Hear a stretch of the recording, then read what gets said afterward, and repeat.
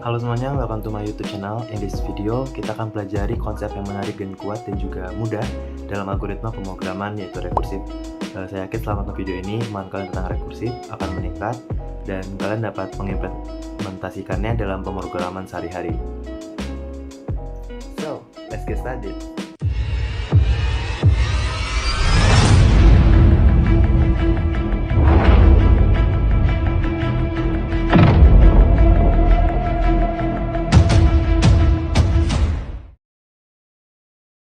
Pertama-tama, mari kita bahas dulu apa itu rekursif. Rekursif itu kayaknya keren ya, konsepnya simpel aja, di mana suatu fungsi bisa memanggil dirinya sendiri. Intinya, ini mirip dengan ide pengulangan dalam pengulangan, di mana kita memecahkan permasalahan besar menjadi permasalahan kecil, dan seterusnya. Teori rekursif. Rekursif terdiri dari dua bagian utama, yaitu kasus dasar atau base case dan langkah rekursif. Untuk base case adalah kondisi di mana fungsi rekursif berhenti memanggil dirinya sendiri dan memberikan hasil akhir. Sementara itu, langkah rekursif itu adalah bagian di mana fungsi memanggil dirinya sendiri dengan memasukkan yang lebih kecil atau yang lebih sederhana. Contoh dalam fungsi matematika itu ada faktorial, Fibonacci, perpangkatan, Fourier, dan lain-lain sebagainya. Mengapa kita harus menggunakan rekursif? Pertama, program menjadi lebih pendek. Kedua, dalam beberapa kasus lebih mudah menggunakan fungsi rekursif, misalkan perpangkatan, faktorial, dan juga Fibonacci, dan beberapa prosedur serial lainnya. Ketiga, fungsi rekursif lebih efisien dan cepat dibandingkan proses iteratif. Di setiap kelebihan pasti ada kekurangannya. Untuk rekursif sendiri memiliki kekurangan, yaitu satu, itu mengkonsumsi lebih banyak memori karena setiap bagian dipanggil dengan sendirinya sehingga memerlukan sejumlah ruang memori untuk penyimpanannya. Kedua itu seringkali proses rekursif tidak dapat dihentikan sehingga memori akan terpakai dan program mungkin crash. Dan untuk kali ini, saya akan sedikit menjelaskan pengimplementasian rekursif perpangkatan dan faktorial dalam algoritma dan pemrograman sederhana menggunakan bahasa Python. Oke, untuk contoh rekursif pertama itu kita menggunakan aplikasi Flogorithm. Bisa teman-teman cari di internet atau platform lain untuk pendownloadan aplikasi ini. Namanya itu adalah Flogorithm. Untuk Flogorithm pertama, saya bakal menjelaskan tentang faktorial. Di sini bisa kita langsung tambahkan saja add function. Untuk nama function itu bebas, tapi di sini kita pakai nama faktorial aja. Terus add parameternya itu integer. Untuk name-nya kita bisa pakai n. Untuk return-nya kita integer. Untuk namanya hasil, kita pakai hasil aja. Oke, kita tambah if. Kita ganti dulu isinya. N sama dengan N sama dengan 0 garis lurus N sama dengan 1.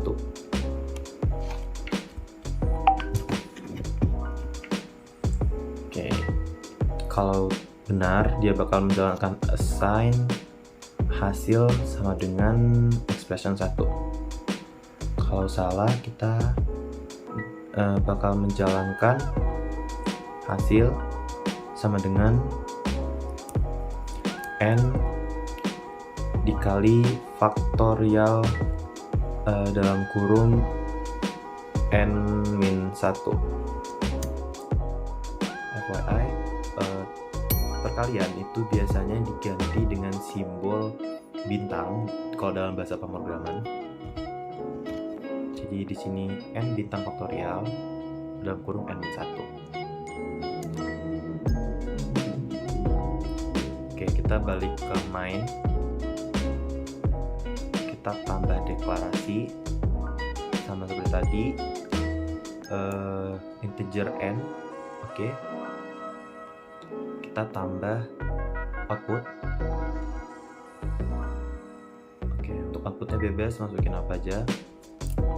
Tapi untuk yang ini agar terbaca semua itu kita kasih tanda petik 2. Oke, kita tambahkan input input. Outputnya bisa di-cut dulu.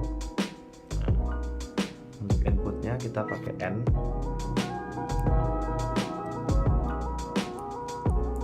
Terus tambahkan output faktorial dalam kurung N. Oke. Sekarang kita running. Ada masukkan nilai bilangan faktorial, bisa keluar semua karena kan ada tanda petik 2 di awal dan di akhir. Kita bisa misalkan masukkan faktorialnya 5, maka hasilnya adalah 120. Oke, untuk penjelasan selanjutnya itu ada di aplikasi yang sama, Flogorithm, tapi kita bakal menjelaskan rekursif perpangkatan. Untuk konsepnya hampir mirip, tapi mungkin ada beberapa perbedaan di input dan juga di assign-nya. Oke, tambah function lagi. Bisa kita namain kalau yang satu ini mungkin pangkat. Kita add parameternya integer a, itu sebagai bilangan awalnya, bilangan intinya, dan kita tambahkan n integer itu sebagai pangkatnya. Untuk returnnya integer tetap dan namanya hasil. Oke. Kita tambahkan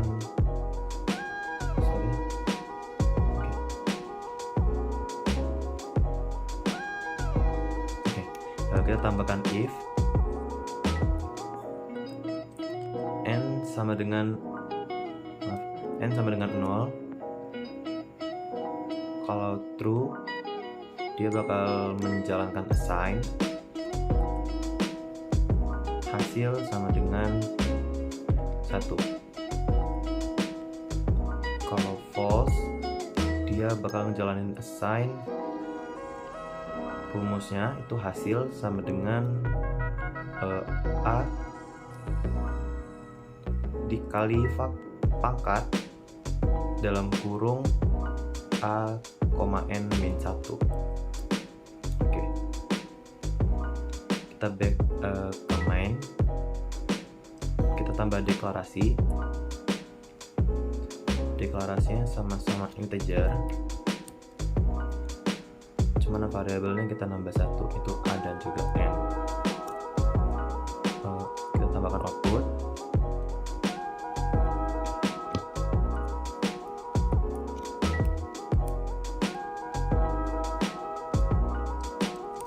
Tanda petik dan tanda petik. Oke. Masukkan nilai bilangan. Nilai bilangan itu kita tadi lambangkan dengan A.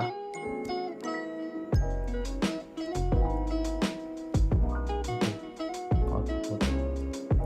Masukkan nilai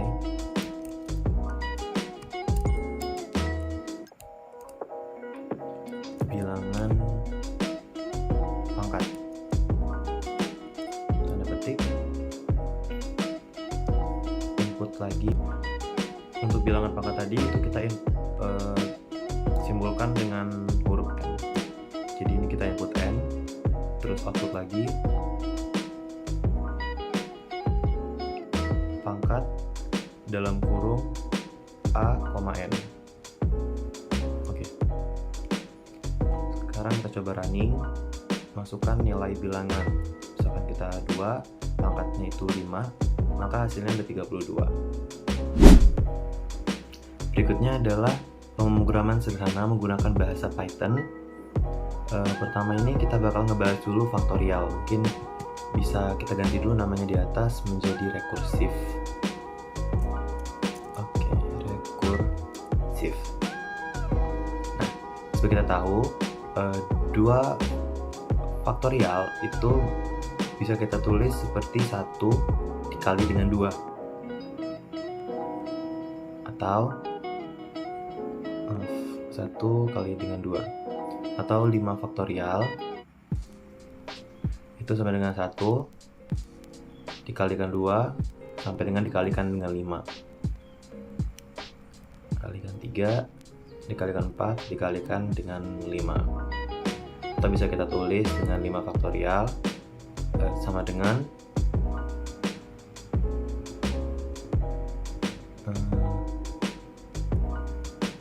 dalam kurung 4 faktorial dikali dengan 5.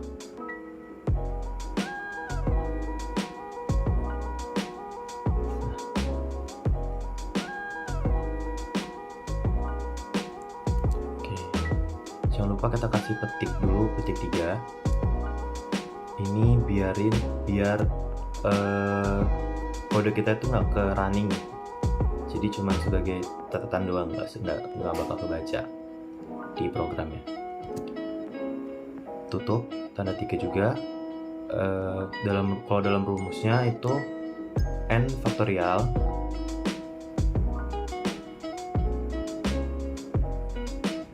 sama dengan dalam kurung n-1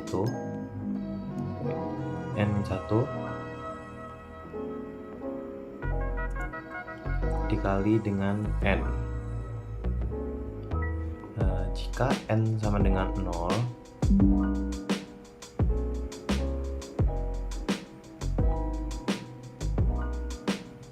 maka kita returnnya 1. Jika salah, maka kita return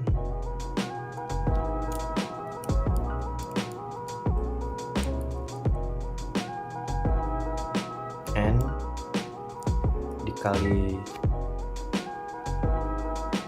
faktorial dalam kurung n-1. Oke, kita tambah kode.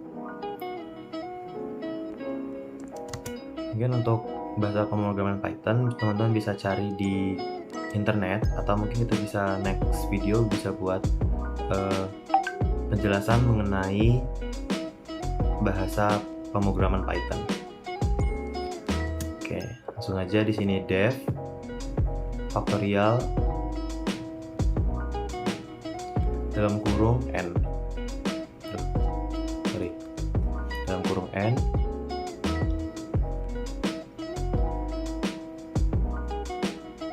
if n sama dengan 0, tanda titik 2, kita return itu 1. Kalau salah, kita return, masukkan rumus tadi, itu n dikali faktorial dalam kurung n-1.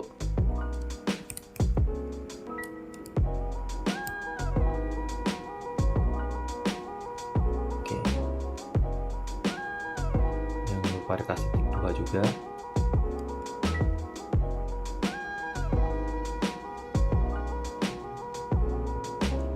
Kita running dulu, ngeliat ada yang error atau enggak.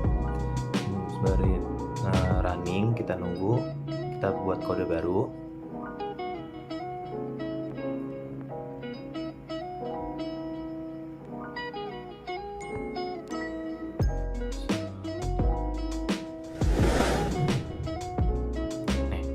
Udah keluar, jadi salahnya ada di n sama dengan 0, harusnya n sama dengan 0. Oke, masih ada error, sebentar kita lanjutin aja dulu. Untuk runningannya itu kita pakai nilai sama dengan 0 di kode baru, bawah lagi enter fact sama dengan faktorial n nilai.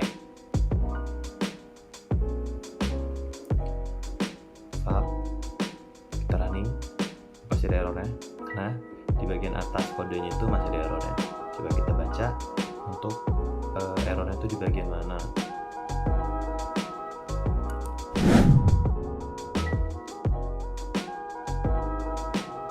Oke, ternyata errornya ada di bagian returnnya itu nggak selurus sama yang di atas, jadi kurang masuk. Coba kita play. Oke, udah bener. Kita play juga. Nice. Karena di sini nilai sama dengan 0, maka hasilnya 1, seperti yang di atas tadi.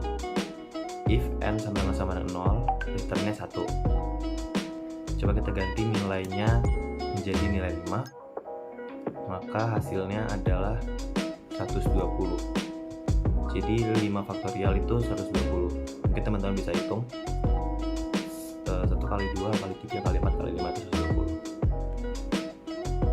120. Dengan demikian, algoritma rekursif ini bekerja dengan memecahkan permasalahan menjadi permasalahan yang lebih kecil dan menggabungkan hasil untuk memberikan jawaban akhir.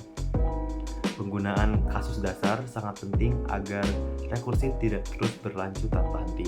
Semoga penjelasan ini membantu memahami bagaimana algoritma rekursif beroperasi dalam kasus perpangkatan maupun faktorial. Kesimpulan, rekursif adalah senjata andalan untuk pemrograman.